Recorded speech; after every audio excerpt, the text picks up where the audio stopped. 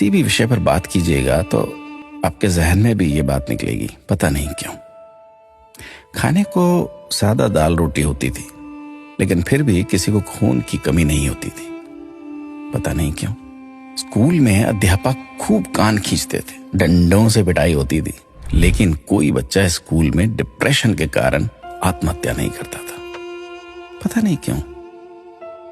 बचपन में महंगे खिलौने नहीं मिलते थे, लेकिन हर खेल बहुत आनंदित करता था, पता नहीं क्यों।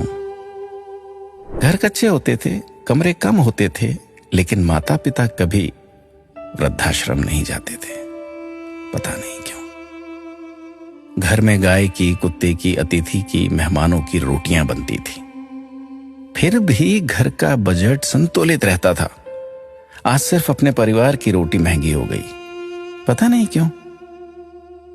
महिलाओं के लिए कोई जिम या कसरत के लिए विशेष साधन नहीं थे, फिर भी महिलाएं पूर्ण रूप से, संपूर्ण रूप से स्वस्थ रहती थी, पता नहीं क्यों।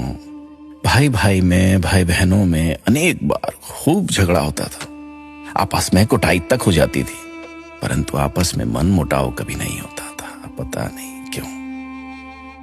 परिवार बहुत बड़े होते थे, पड़ोसियों के बच्चे भी दिन भर खेलते थे, फिर भी घरों में ही शादियां होती थी, पता नहीं क्यों।